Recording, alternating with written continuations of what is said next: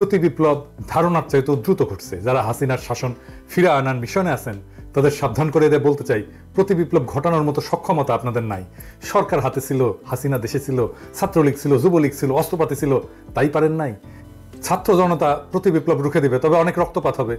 এই রক্তপাত যদি এড়াইতে চান তাইলে এই অপচেষ্টা বন্ধ করেন। আমি আগের এপিসোডে বলছি যে এই বিপ্লবের স্টেক হোল্ডারদের কথা শুনতেছে না সরকার যারা গঠন করছে। আপনারা মনে করছেন আপনারাই একমাত্র বেশি বুঝেন, আর কেউ বুঝে না। এই আত্মম্ভরিতায় আজকের আপনাদের জুডিশিয়াল কুয়ের মুখে দাঁড় করাইছিল। আমি জনগণকে আহ্বান জানাবো, ইন্ডিয়ার বসানো পতিত সরকারের রাষ্ট্রপতি এবং সেনা নেতৃত্বের কার্যকলাপের প্রতি কড়া নজর রাখেন।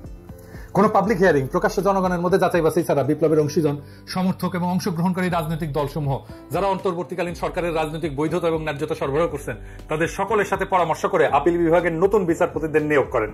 এর অন্যথা করলে বৈধতার সংকটে পড়বেন এবং গণ অভ্যুত্থানের মিত্রপক্ষসমূহের মধ্যে বিভক্তির দায়ে অভিযুক্ত হবেন। ইন্ডিয়ার বসানো পতিত সরকারের রাষ্ট্রপতি এবং সেনা নেতৃত্বের বশ্যতা স্বীকার করে অন্তর্বর্তীকালীন সরকারের পরিচালনার পথে যারা ডক্টর মোহাম্মদ ইউনূসকে ঠেলে দিচ্ছেন তাদেরকে কোণঠাসা করে ফেলেন। আশা করি বিচার বিভাগ নিয়ন্ত্রণকারী দস্যুদের আজকের কুপ্রচেষ্টা ব্যর্থ হওয়ার পর আপনাদের হুঁশ ফিরবে, সজাগ এবং সচেতন হবেন। যারা রাস্তায় আছেন, গণ অভ্যুত্থানকারী সংস্থার কেন্দ্রে যারা নীতি নির্ধারণ, কৌশল প্রণয়ন এবং সমন্বয় করতেছেন তাদের বলবো, আপাতত বিজয়ের আনন্দে আত্মহারা না হইয়া দ্রুত রাষ্ট্র পরিচালনার গুরুত্বপূর্ণ চ্যালেঞ্জ সমূহ চিহ্নিত করে তার মোকাবেলার কাজে মনোযোগী হন। প্রতি বিপ্লব ঠেকানোই এখনকার প্রথম কাজ। আমি আগের ভিডিওতে বলছি দেশে এখন কোন বিরোধী দল, সুতরাং আমরা যারা বাংলাদেশের দ্বিতীয় স্বাধীনতা সংগ্রামে ভূমিকা রাখছি তারাই বিরোধী দলের কাজটা করব। এটা আমরা করবো কয়েকটা জরুরি কারণে। কি কি কারণে?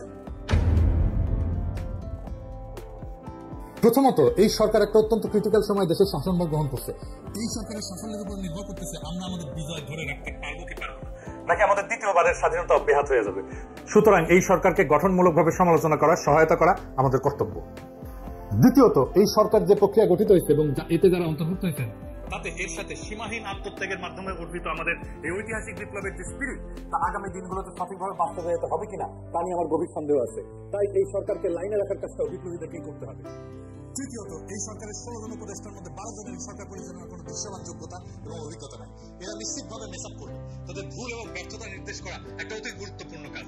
বাংলাদেশের মিডিয়া যদি বিশ্বাসযোগ্য হতো তাহলে এই কাজটা তারাই করতে পারতেন, কিন্তু ফ্যাসিস্ট আমলে আমরা আমাদের মিডিয়ার যে দাসসুলভ এবং অনেক ক্ষেত্রে গণবিরোধী ভূমিকা দেখছি তাতে এদের উপরে বিন্দুমাত্র আস্থা রাখা যায় না। তাছাড়া এই মিডিয়া হাউসগুলোর মালিকেরা প্রায় সব ক্ষেত্রেই পলাতক গণখনি হাসিনার অনুগ্রহপ্রাপ্ত, চরম অসৎ, দুর্নীতিগ্রস্ত, লুটেরা ব্যবসায়িক গোষ্ঠী। এরা সুযোগ পেলে বিপ্লবকে ব্যর্থ করে দেওয়ার চেষ্টা করবে। চতুর্থত, এই সরকার ভুল করলে বা ব্যর্থ হলে পরাজিত ফ্যাসিস্ট শক্তি এবং তার ভারতীয় পৃষ্ঠপোষকেরা তার পুরো সুযোগ নিয়ে আবার ঢুকে পড়ার চেষ্টা করবে। ইতিমধ্যে ভারত সরকার ইউনূস সরকারের প্রতি গভীর নেতিবাচক মনোভাব দেখেছে। ঢাকায় নিযুক্ত ভারতীয় হাইকমিশনার অন্তর্বর্তীকালীন সরকারের শপথ গ্রহণ অনুষ্ঠানে আসেন নাই। ভারতের মিডিয়াতে আমাদের দ্বিতীয় স্বাধীনতা নিয়ে ব্যাপক নেতিবাচক এবং উস্কানিমূলক প্রচার চালানো হচ্ছে। আমি এই প্রসঙ্গে আবার পরে আসবো। সুতরাং ভারত যে তার হারানো উপনিবেশ ফিরে পাওয়ার জন্য সুযোগের অপেক্ষায় আছে তা আমরা ইতিমধ্যেই ভালোভাবে উপলব্ধি করতে পারছি। এই পরাজিত শক্তি হাসিনা এবং তার প্রভু ভারত যাতে এদেশের রাজনীতি এবং শাসনে কোনোভাবে পুনঃপ্রবেশ করতে না পারে সেই জন্য সরকারের সমালোচনার স্পেসটা আমাদের দেখে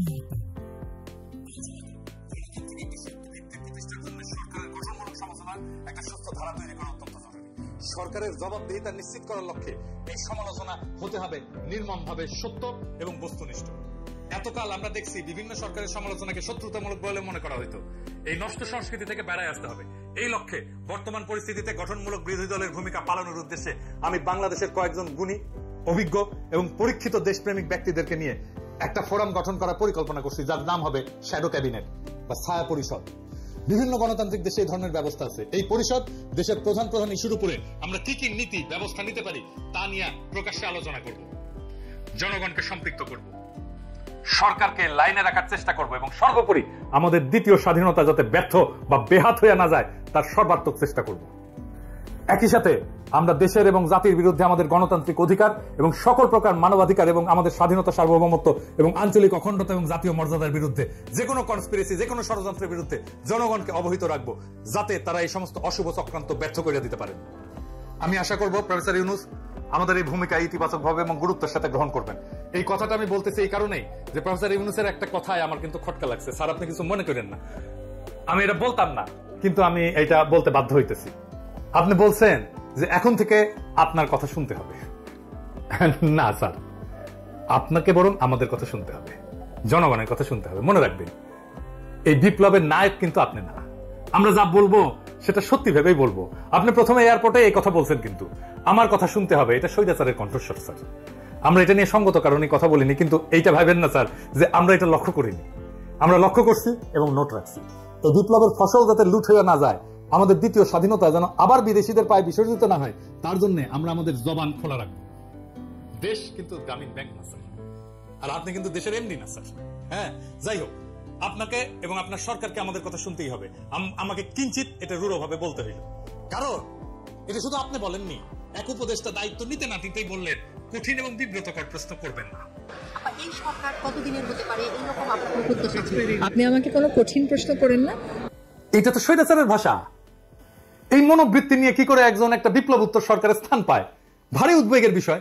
আমি আরো উদ্বিগ্ন, এই সরকারে ১-১১ তিন জন ব্যক্তিত্ব জায়গা পেলেন কি করে এবং কারা কারা, আসেন আমরা একটু দেখি। এর মধ্যে একজন হইতেছেন ব্রিগেডিয়ার সাখাত, যার সম্পর্কে আগের ভিডিওতে বলছি, কিন্তু উনার কীর্তি এতই মহৎ যে উনার সম্পর্কে বললে আর শেষ হবে না। 2008-এর নির্বাচনে কিভাবে আওয়ামী লীগ জিতলো জানেন? আওয়ামী লীগ পেল 49% ভোট, আর বিএনপি পেল 33.20% ভোট। আর সিট পেল আওয়ামী লীগ কত? 230, বিএনপি 33 মাত্র। এটা কেমনে কিভাবে হইলো?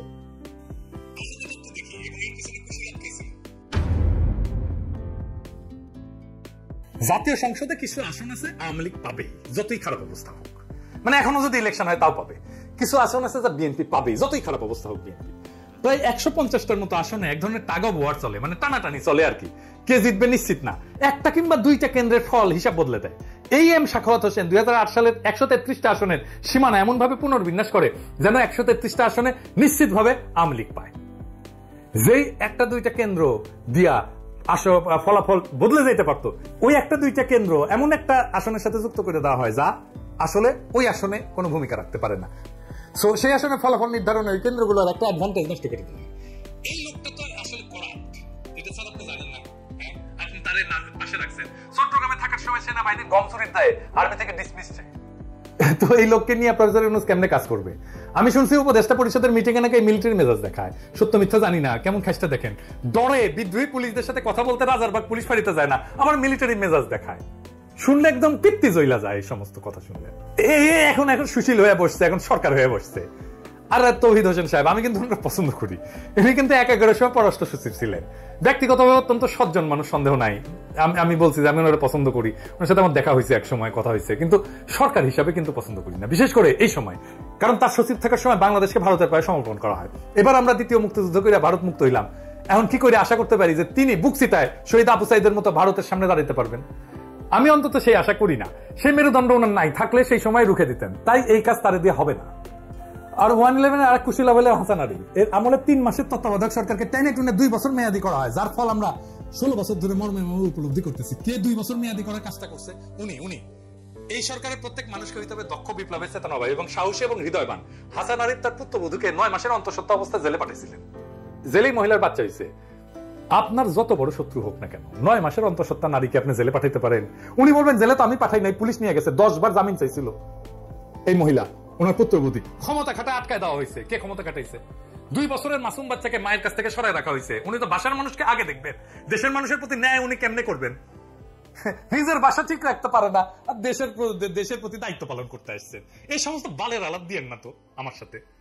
তার অপকর্মের ফিরিস্তি পরে দেওয়া যাবে। যাই হোক, স্থানীয় সরকার পল্লী উন্নয়ন সমবায়ের দায়িত্ব যদি কাউকে দিতে হয়, তাহলে তো 1-11 একজন কুশীলবকে কেন? এই বিষয়ে তার কি বিদ্যা, কি অভিজ্ঞতা? সরকার কি এরকম একটা বাটোয়ারার বিষয়?